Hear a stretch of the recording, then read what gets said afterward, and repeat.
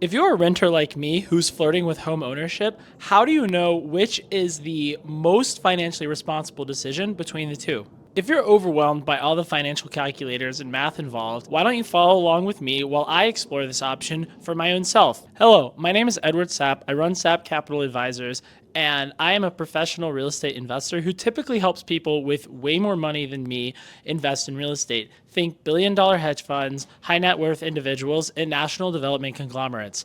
But the same principles that I use in my daily consulting practice also apply to my own situation as a renter who's curious about home ownership. What you see here is a quick back of the napkin exercise which compares the costs of renting versus the cost of home ownership. Real quick, I am looking in the $400,000 range, and I am avoiding condos and townhouses which do have HOAs, mostly because I used to live in New York City and I am tired of having my neighbors right on top of me and right next to me. I'm looking in the Atlanta area, and I reached out to a few direct lenders to skip the mortgage broker fee, and they all came back with a pre-approval around the $400,000 mark. I might find somewhere that costs less than this, but we'll dive into that when it comes to market and neighborhood selection. Anyways, the takeaway from this math that you see here is that at the $400,000 mark, and given the place that I rent now, the comparison just on the annual costs of renting versus owning are a bit of a wash. Importantly, you'll notice that I've included $11,000 of budget for annual maintenance expenses. Quick book recommendation, Estimating Rehab Costs by Bigger Pockets is a great read if you haven't checked that out yet. But the story doesn't just stop at the total cost per year. For instance, when you rent,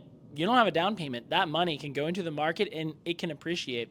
While my portfolio has averaged about 20% per year since I started investing when I started my job, the historical average for the S&P 500 and Dow Jones is 10%. So that's usually what I use for my projections baseline. But when you own a home, you lock in your price, you get a fixed rate mortgage, presumably. You enjoy price appreciation, especially if you're buying in an up and coming neighborhood, which is on my radar for investment opportunities. And finally, you do get the benefit from tax advantages. Most importantly, if you live in your primary residence for a total of 24 months over the last 5 years, you get a $250,000 deduction in the value of the gain when you sell. And you also get to write off things like interest on your personal income taxes. So the analysis doesn't stop here, even though renting seems to be slightly favorable. There's much more to consider from an opportunity cost perspective on the down payment, but also weighing the benefits of the tax advantages. Subscribe to my channel and check me out at sap.capital. I will explore these nuances in future updates and look forward to sharing my exact math with you,